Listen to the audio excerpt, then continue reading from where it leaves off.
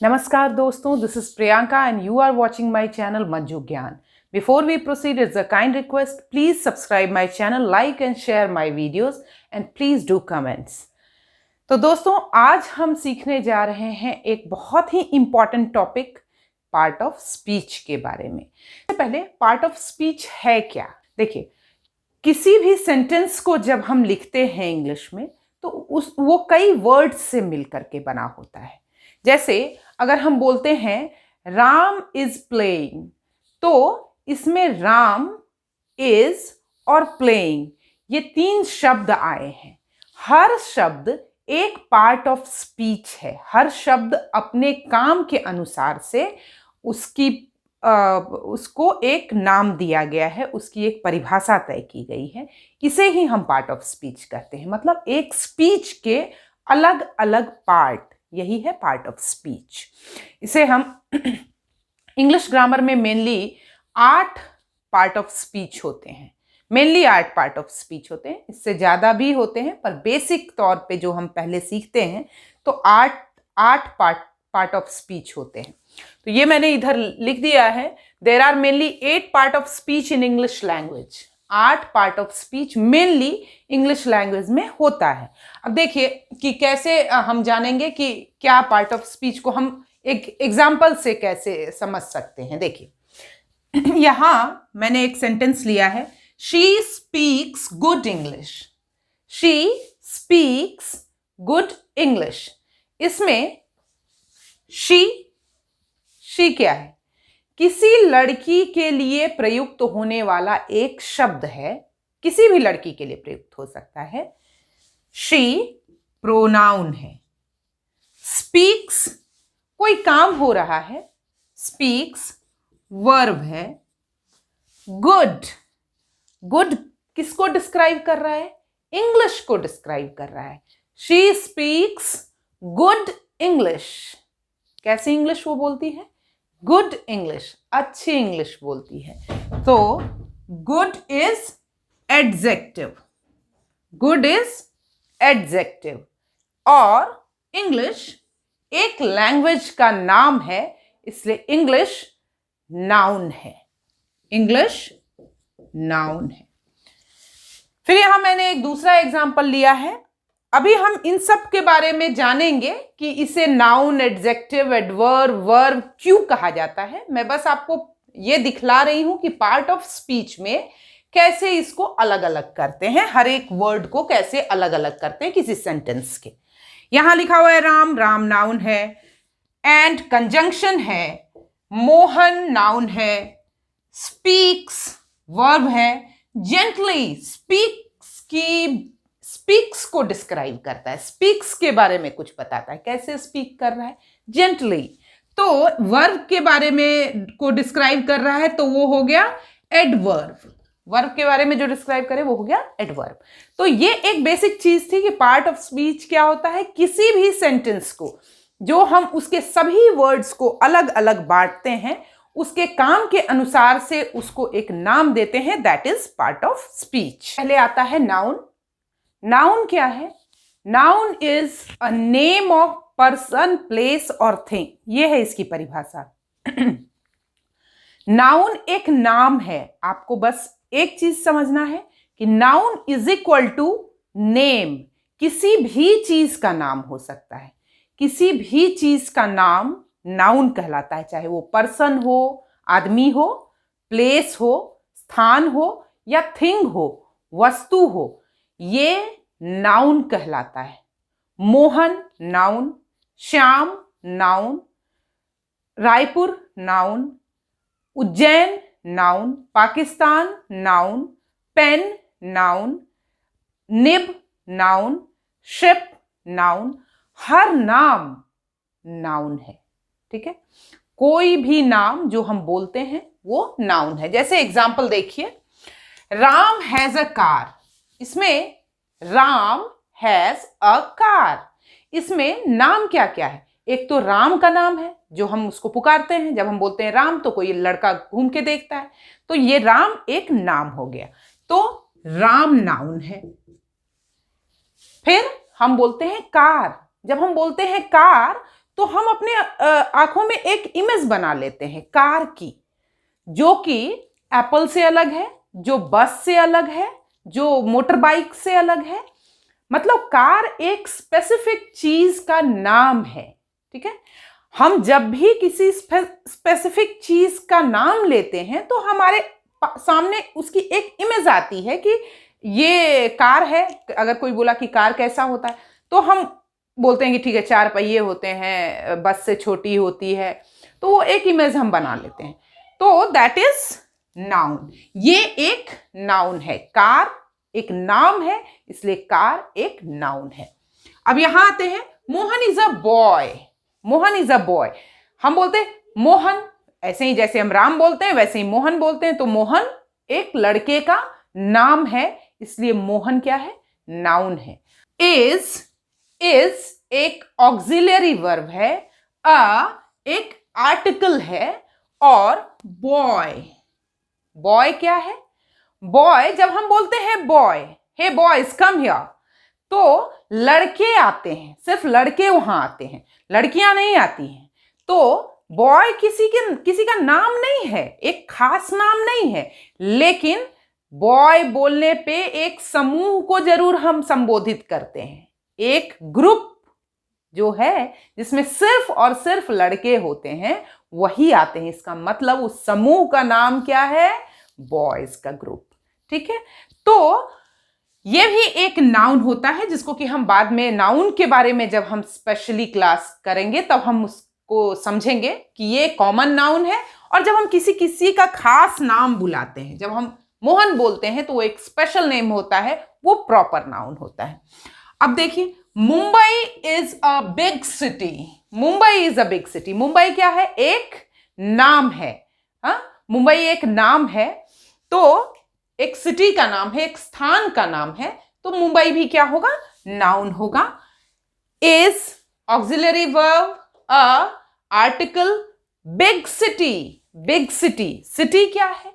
City भी एक group है। जैसे ही हम बोलते हैं सिटी, तो शहरों का शहर आता है। शहर भी एक नाम है, कोई स्पेशल नेम नहीं है, लेकिन एक नाम जरूर है शहर, ठीक है। तो ये भी क्या हो जाएगा? नाउन हो जाएगा। बिग क्या है? बिग मीन्स सिटी कैसा है? बिग है। सिटी कैसा है? बिग है। बिग को सिटी को डिस्क्राइब करता है, तो ये हो जाएगा एडजेक्टिव। ये हम अभी पढ़ेंगे, एडजेक्टिव को जब हम डिस्क्राइब करेंगे तो हम इस चीज को जानेंगे। तो बेसिकली क्या है कि नाउन जो है वो क्या है?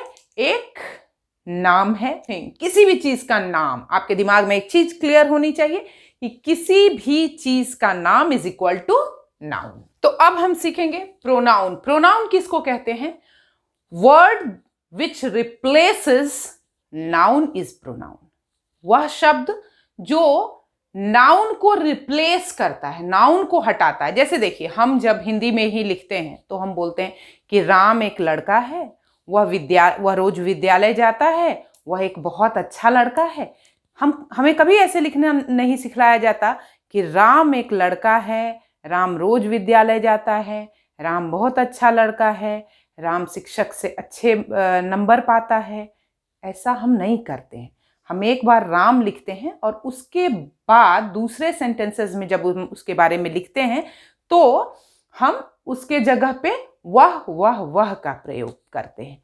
तो ये जो वह है, यही प्रोनाउन है। इंग्लिश में यही प्रोनाउन है, जो कि एक नाउन, जो कि राम एक नाउन था, राम को रिप्लेस किया, राम को हटाया और उसकी जगह पे वह आया दूसरे सेंटेंस से, ताकि रिपीटेशन ना हो। रिपीटेशन अच्छा नहीं लगता, इसलिए उस रिपीटेशन से बचने के लिए प्रोनाउन का यूज किया जाता है। पहली बार हम नाउन का यूज करते हैं और उसके बाद हम प्रोनाउन का यूज करते हैं।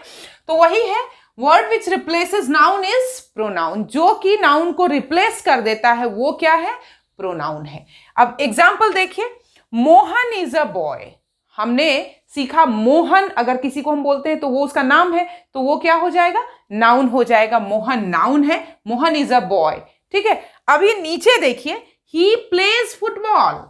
अभी हम किसके बारे में बोल रहे हैं? He plays football. ऊपर हमने मोहन के बारे में बोला है, Mohan is a boy and he plays football, तो हम मोहन के ही बारे में नीचे भी बोल रहे हैं, लेकिन हम पहले सेंटेंस में मोहन यूज कर रहे हैं, जबकि दूसरे सेंटेंस में ही यूज कर रहे हैं। मोहन की जगह पे ही यूज कर रहे हैं, तो ही जो है वो रिप्लेस कर देता है मोहन को, उसकी जगह से हटा देता है मोहन को और खुद वहां पे चला जाता है। वरना अगर वो नहीं हटाता तो यहां भी हम यही लिखते कि मोहन प्लेज फुटबॉल, लेकिन हम ऐसा नहीं लिखते। हम नाउन के बाद प्रोनाउन का यूज अगले सेंटेंसेस से करते हैं रिपीटेशन से बचने के लिए। तो हम लिखेंगे ही प्लेज फुटबॉल, लड़का है मोहन, इसीलिए उसके जगह पे ही का प्रयोग किया गया है।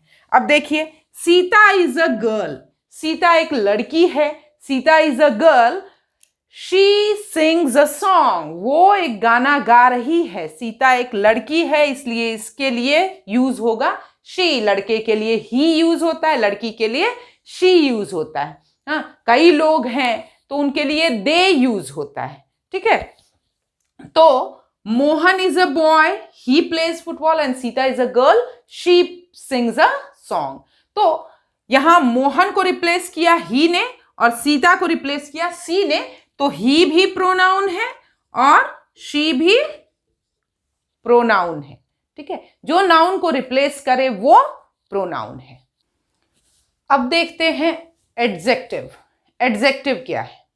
एडजेक्टिव है डिस्क्राइबिंग वर्ड्स, जो नाउन और प्रोनाउन को डिस्क्राइब करे कि वो कैसा है, नाउन प्रोनाउन को बताए कि वो कैसा है, ऐसा वर्ड एडजेक्टिव कहलाता है। जैसे that was an exciting film, that was an exciting film, मतलब वो फिल्म कैसी थी? बहुत एक्साइटिंग थी, बहुत ही एक्साइटिंग थी। फिल्म क्या है? फिल्म है नाउन, ठीक है, फिल्म नाउन है, फिल्म किसी चीज का नाम है, लेकिन वो फिल्म कैसी थी? एक्साइटिंग थी।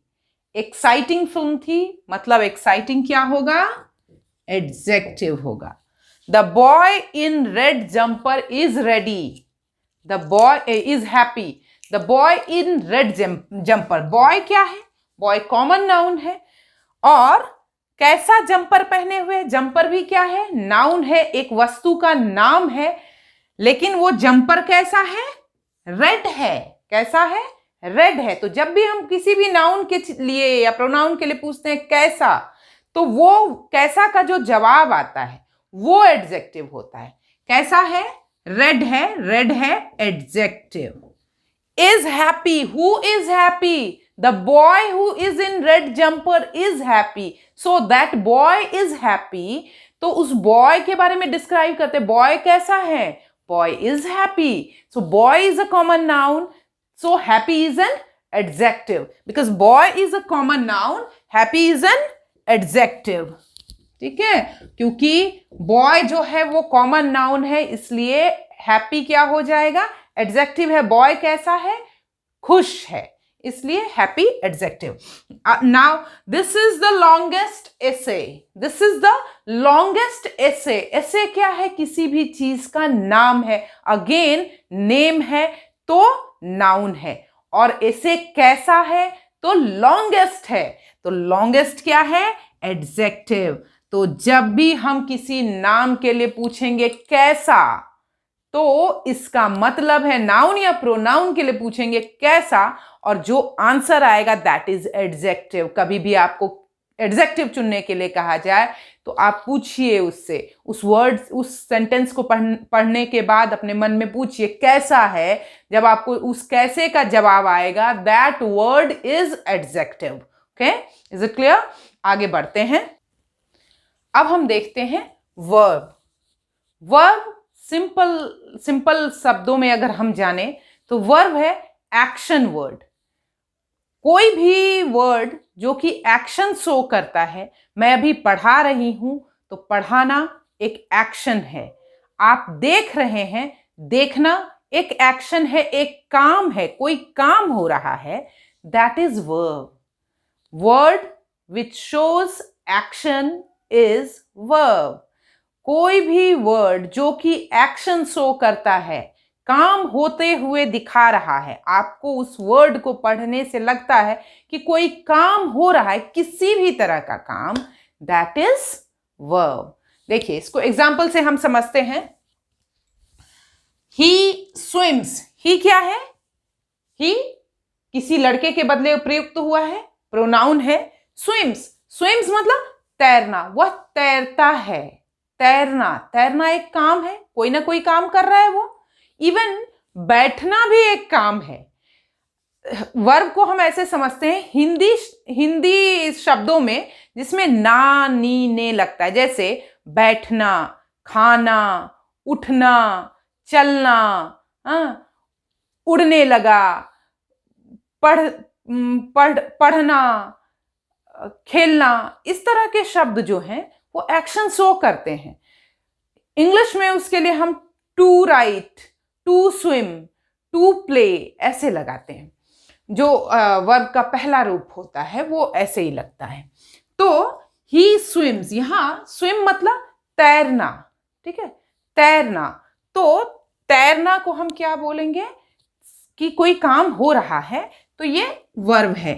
ही जो है वो प्रोनाउन है और स्विम जो है वो वर्ब है। अब देखिए, Ram is thinking, Ram is thinking. तो यहां पे राम सोच रहा है, राम सोच रहा है। Ram is thinking means Ram सोच रहा है। तो सोचना भी एक काम है, वो कुछ ना कुछ तो कर रहा है, ठीक है। तो जो भी काम कर रहा है, काम करने के को जो शब्द दिखलाता है वो क्या कहलाता है? वर्ब। तो थिंकिंग क्या हो गया? एक वर्ब हो गया। Mohan is getting ready, Mohan is getting ready, Mohan तैयार हो रहा है, मोहन तैयार हो रहा है। अब यहां देखिए, ये इज जो है वो भी ऑक्सिलरी वर्ब है, ये मेन वर्ब नहीं होता है, ये ऑक्सिलरी वर्ब होता है। टेंस के अनुसार से सेंटेंस को पूरा करने के लिए ऑक्सिलरी वर्ब की हेल्प ली जाती है, ठीक है। मेन वर्ब हुआ थिंकिंग, गेटिंग, ठीक है।